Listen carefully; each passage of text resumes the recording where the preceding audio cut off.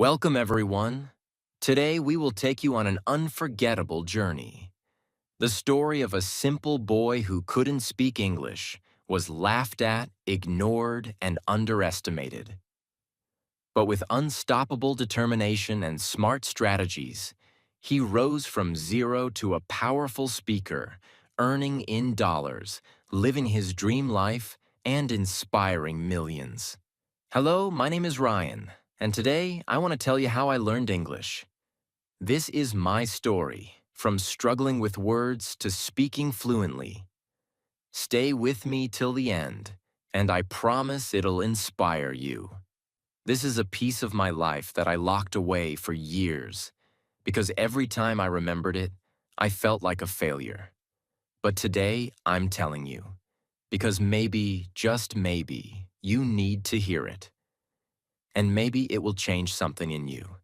Because the truth is, I couldn't speak English. Not a little. Not broken. I couldn't speak anything. I used to watch videos like this on YouTube and think, wow, I wish I could talk like that. I used to walk past people speaking English in cafes and feel like they were from another world.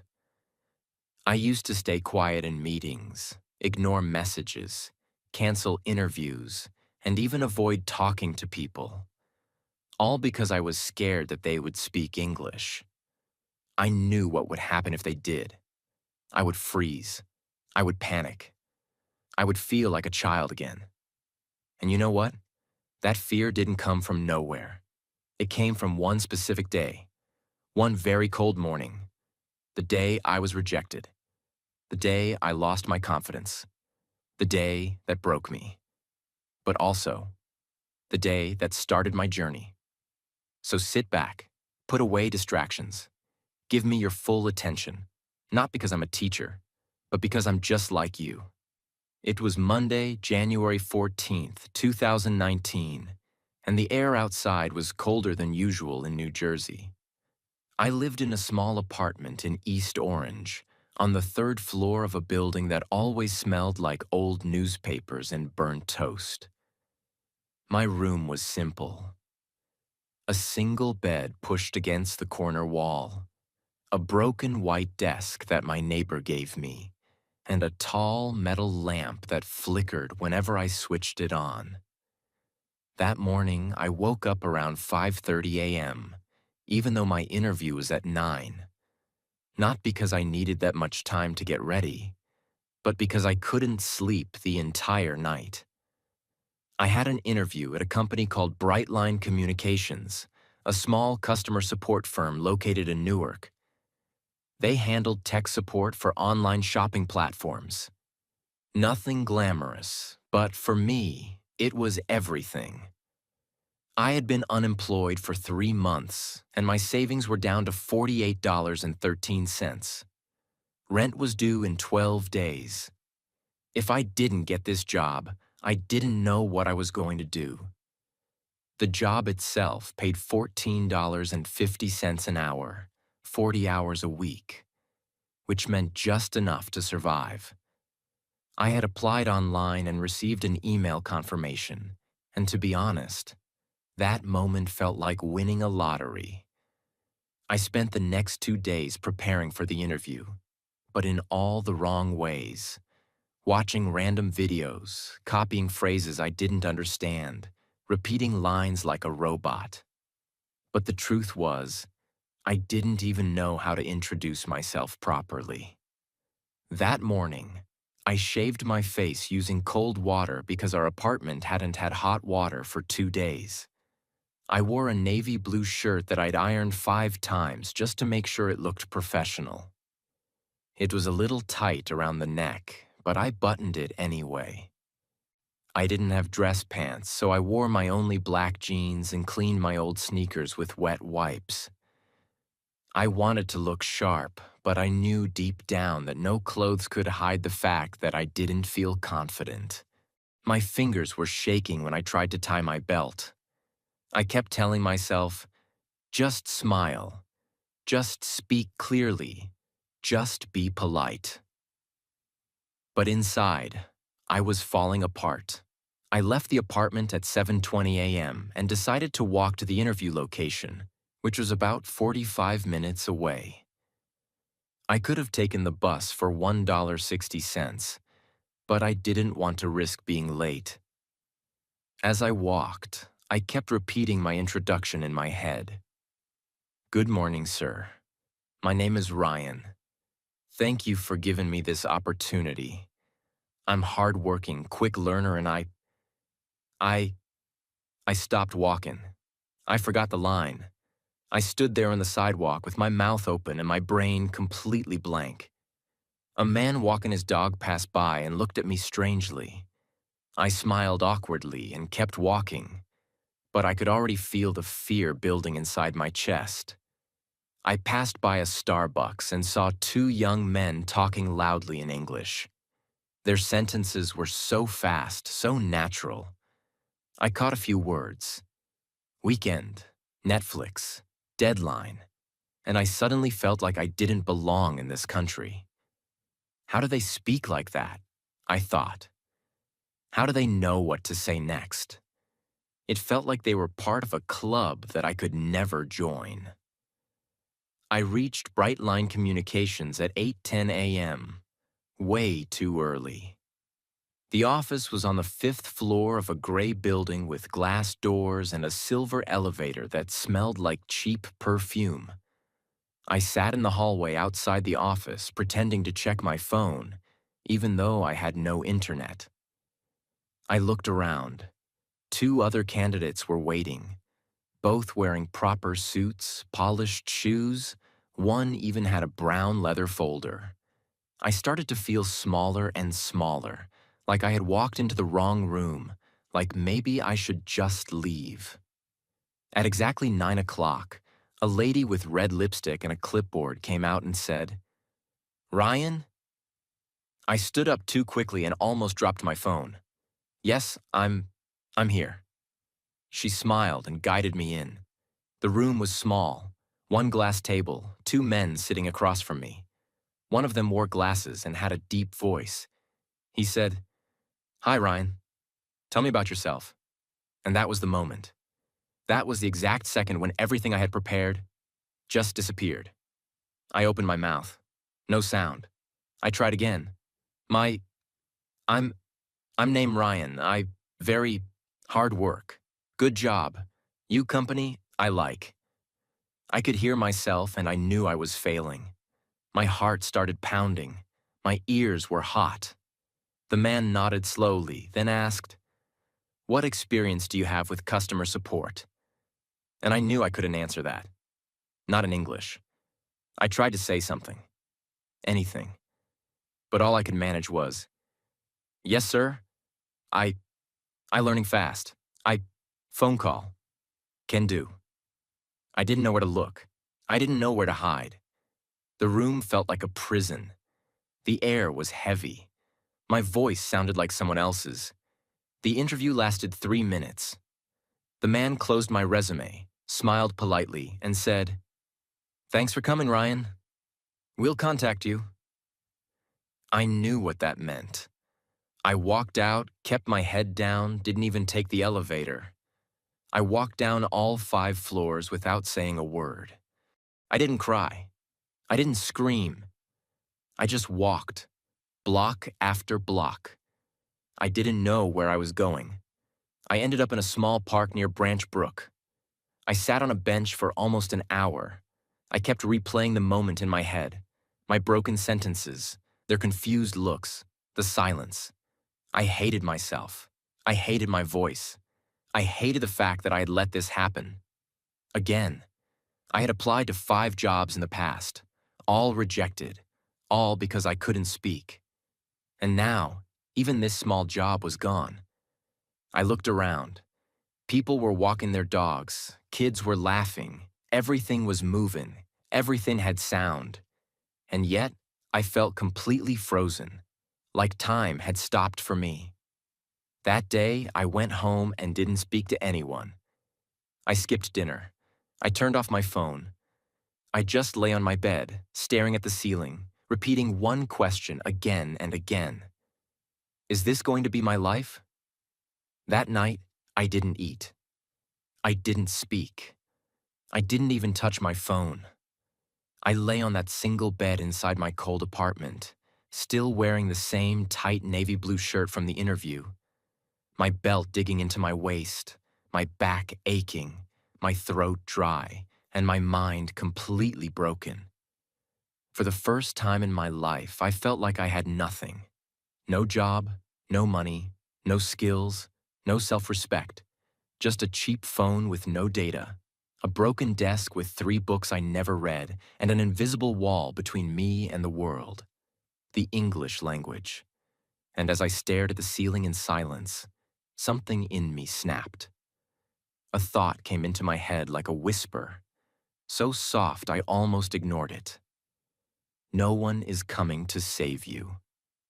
I sat up. My room was dark, except for the streetlight outside the window.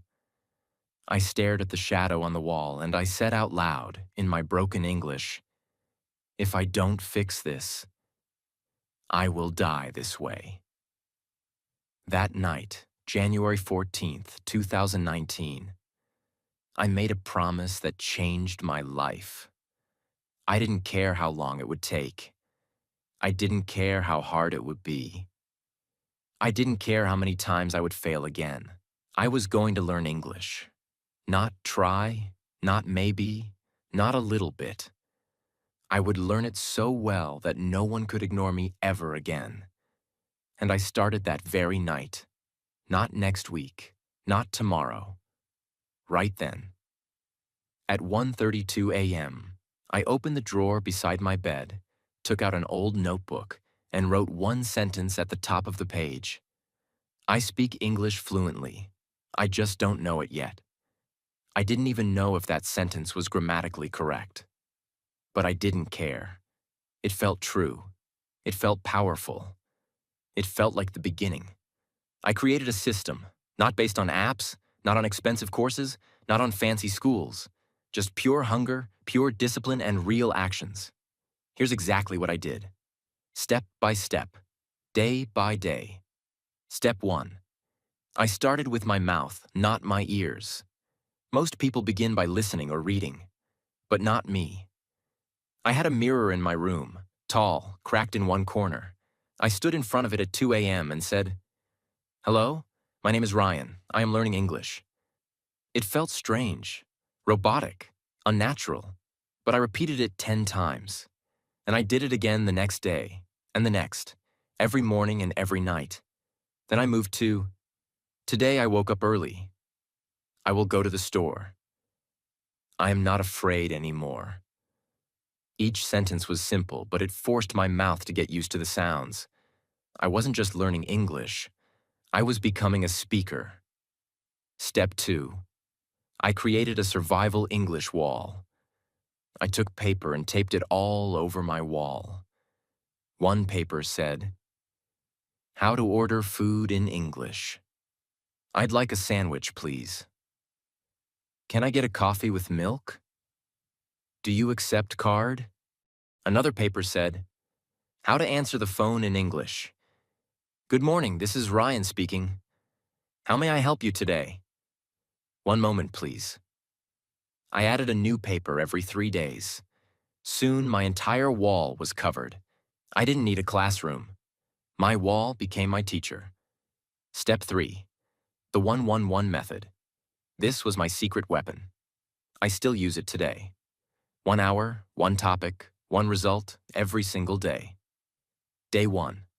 Topic: talking about yourself. I spent 1 hour watching YouTube videos on self-introductions.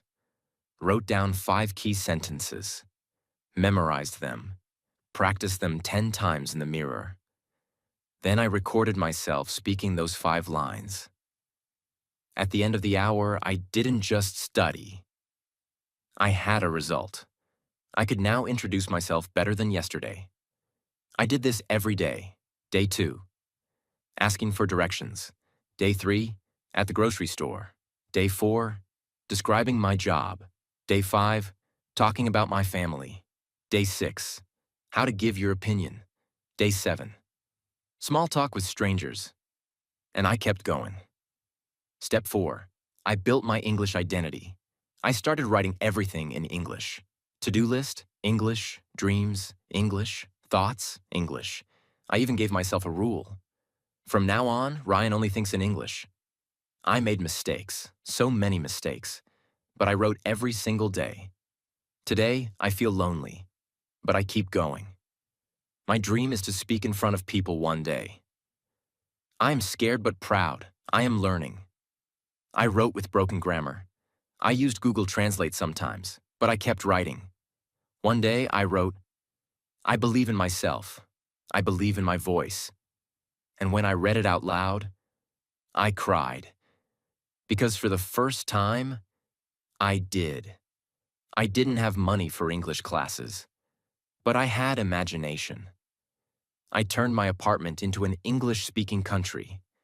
I changed my phone's language to English. I renamed every item in my kitchen with sticky notes. I didn't care if I was alone. I treated every day like English was normal. Because if you don't live in an English country, you must build your own. Step 5. I started recording my voice every day. This was painful. I hated my voice. I hated my pronunciation. But I forced myself to do it. Every night before bed, I would sit on the floor, open the voice recorder and say, "Today, I learned." Then I would talk for 3 minutes about anything I practiced that day. It felt weird at first, but on day 9, I listened to day 1, and I smiled, because I heard progress. Step 7. I stopped apologizing for my English.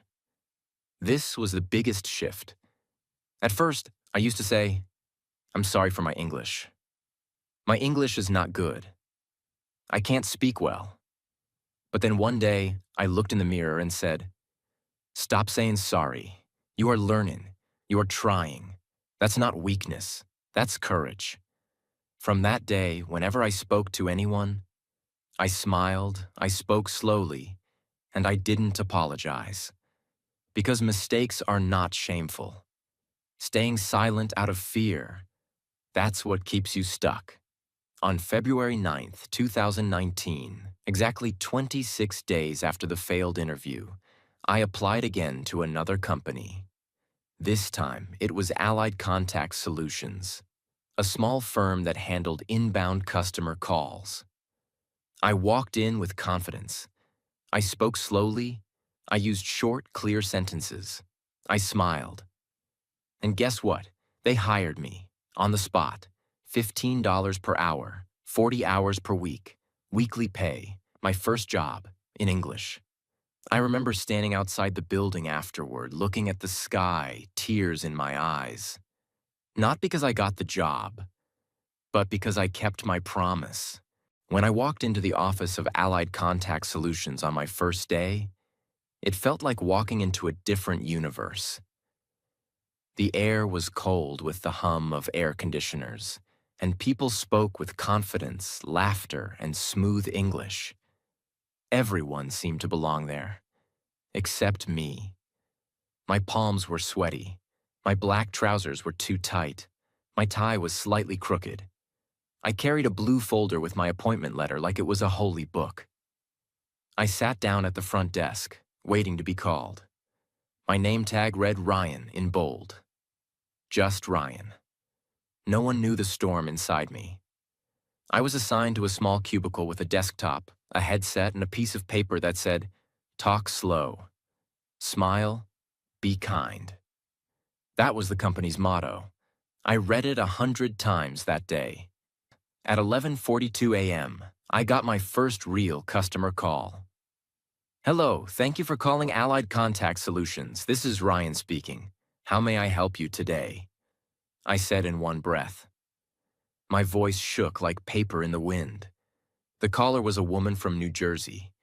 She spoke fast, too fast. She was angry.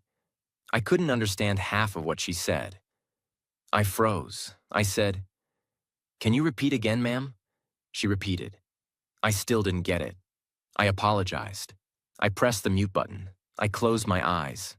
I whispered to myself, You are learning. Breathe. I unmuted and said, "Ma'am, thank you for your patience. Let me help you right now." I solved her issue after 9 minutes, but my hands were trembling the whole time. When the call ended, I put the headset down and almost cried. Not because it was hard, but because I didn't give up. I stayed. I faced it. I finished the call.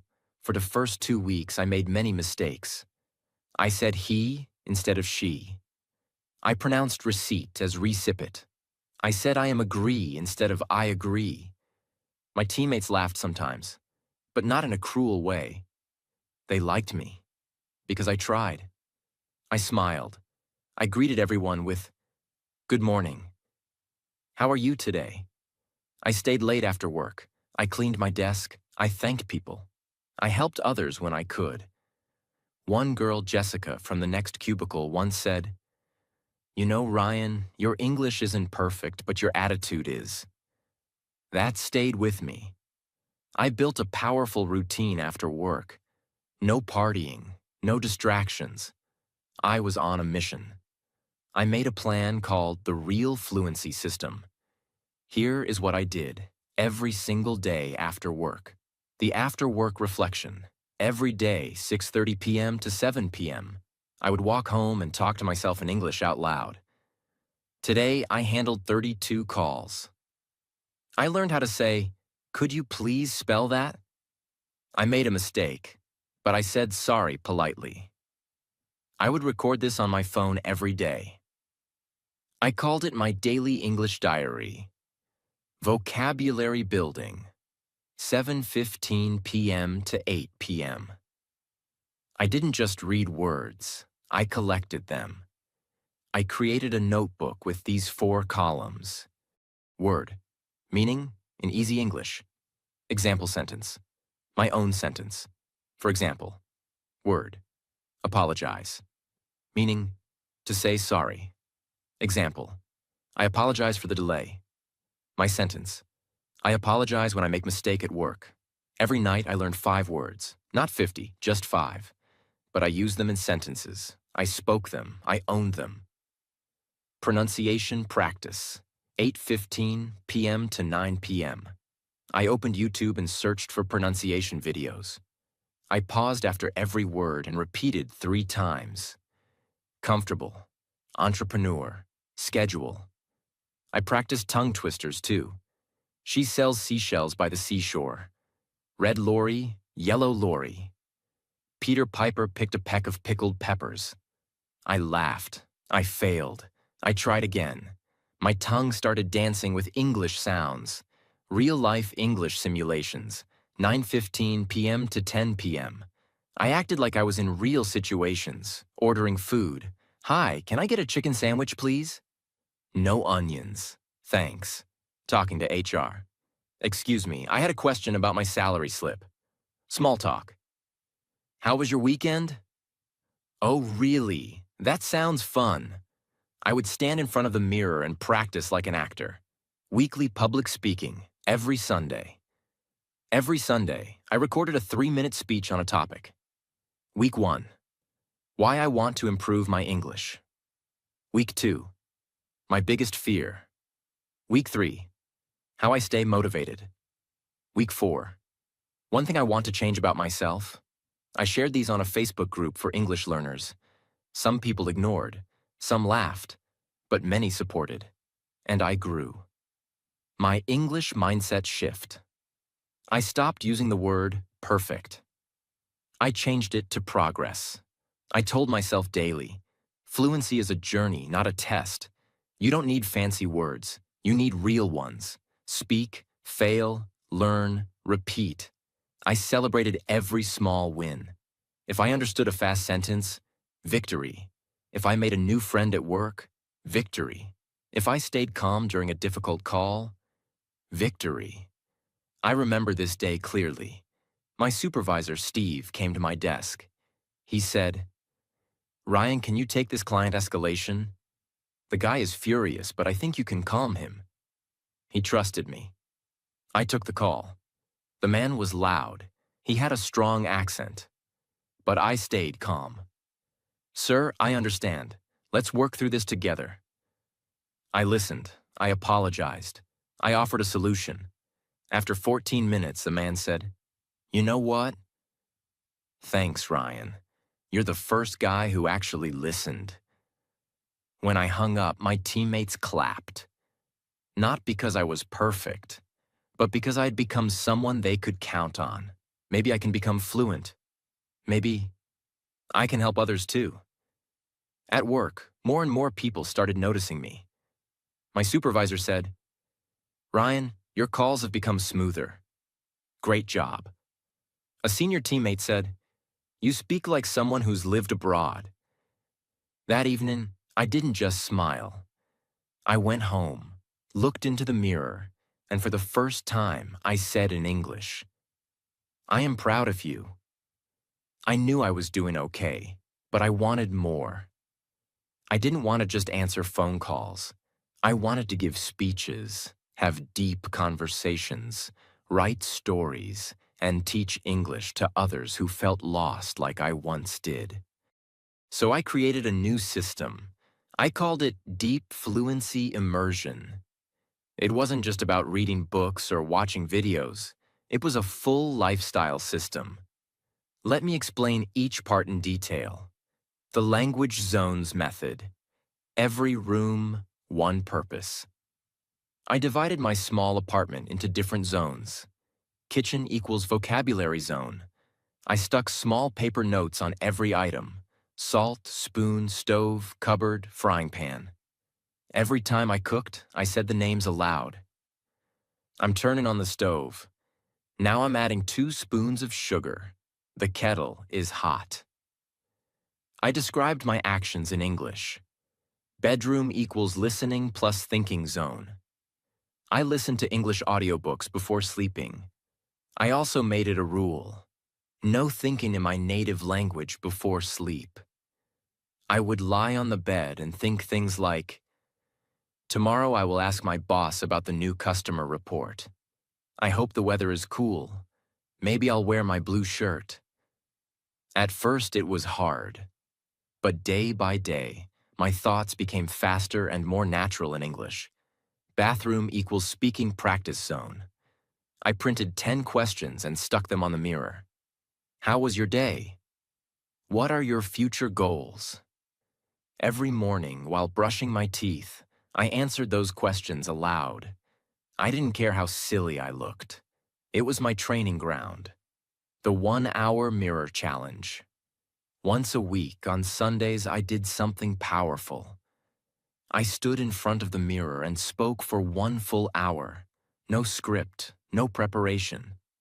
I picked one topic, for example, my childhood memories, or why I want to be successful, and spoke for as long as I could. At first, I could only manage 5 minutes, but I didn't give up. After a month, I was speaking for 20 minutes. After 2 months, 40 minutes. By the end of the 3rd month, I could speak fluently for 1 hour without stopping. I recorded myself, listened, corrected my mistakes, and did it again. This challenge built fluency, confidence, and clarity like nothing else. English expressions and idioms. Break the ice to start a conversation. Once in a blue moon. Something that happens rarely. Spill the beans. To tell a secret. My weekly goals. Learn 10 new phrasal verbs. Give feedback in English at the meeting. Call my friend and speak only English for 30 minutes. Every day I stood in front of that wall and repeated things out loud. It wasn't just a wall. It became my power source. One day my team leader walked up to me and said, "Ryan, you've come a long way. Would you like to train our new batch of employees?" My heart stopped. Me?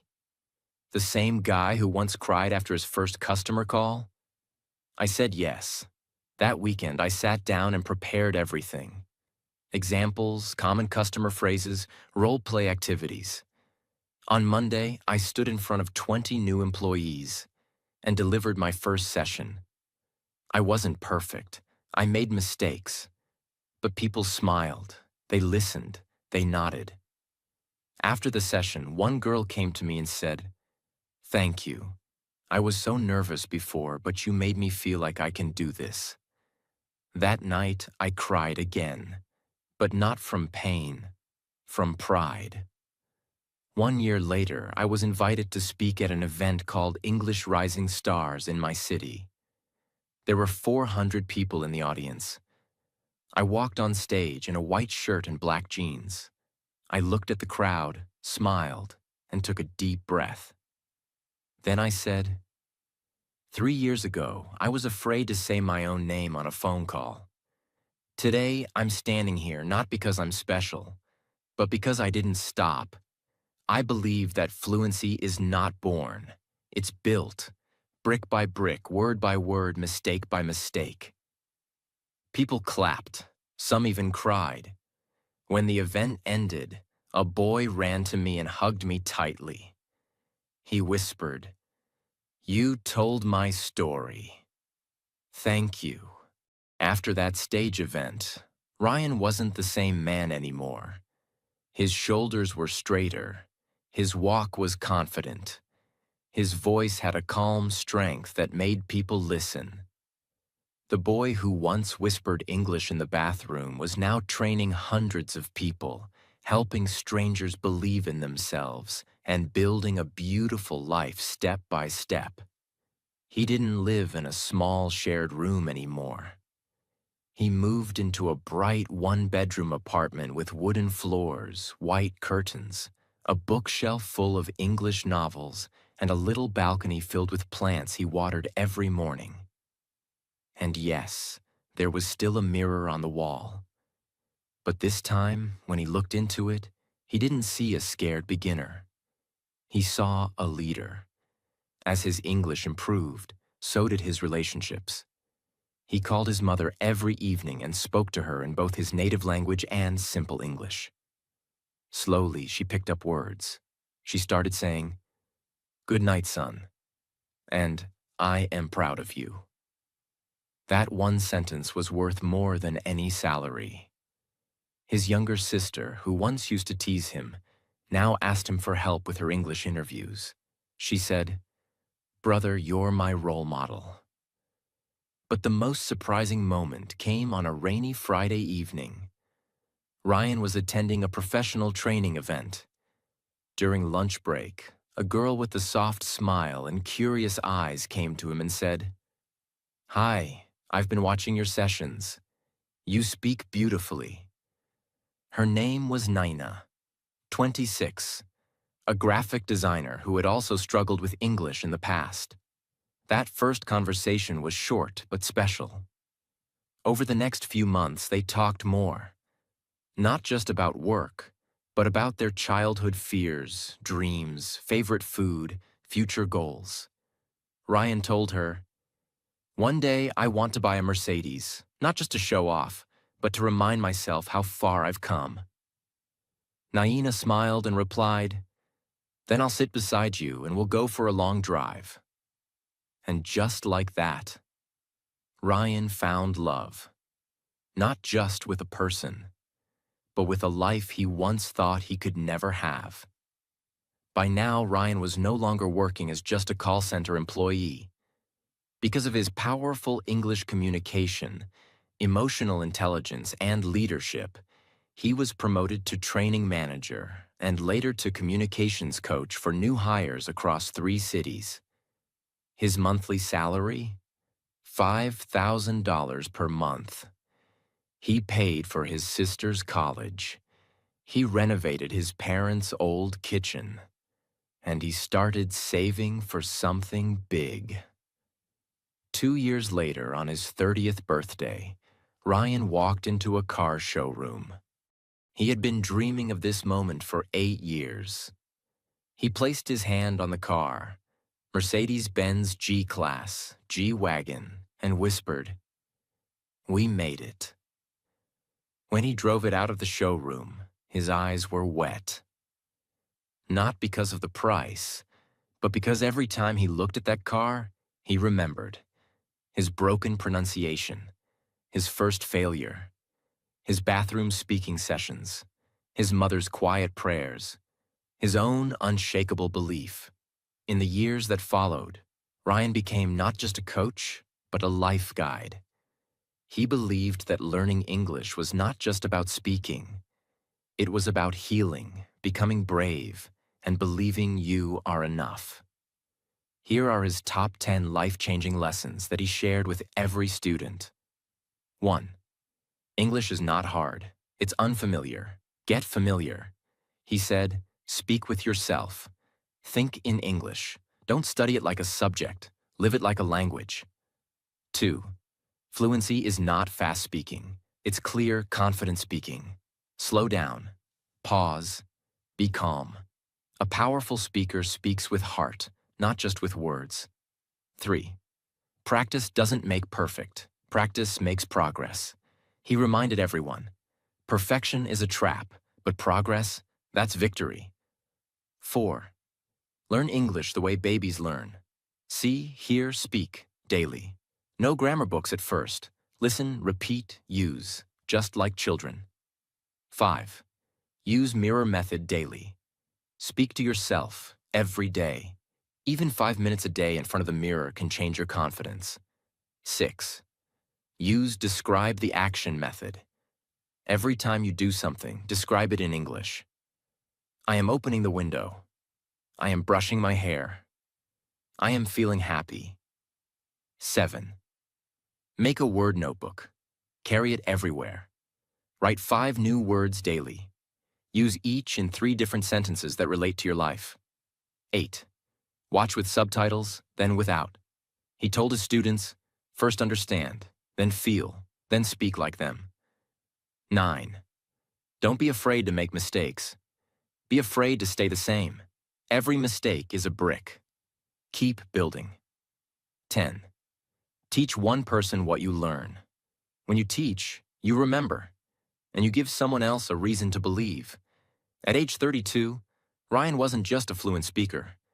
He was a leader, a son who fulfilled his mother's dream, a brother who inspired, a partner who supported, a man who turned pain into power, a human who never gave up. And every evening, after dinner, he still walked to his balcony, looked at the stars, and said in English, "Thank you, Ryan. You didn't give up. You made your life beautiful. One word at a time. You may feel lost. You may feel like English is too hard, or that you're too late, or that your dreams are too far.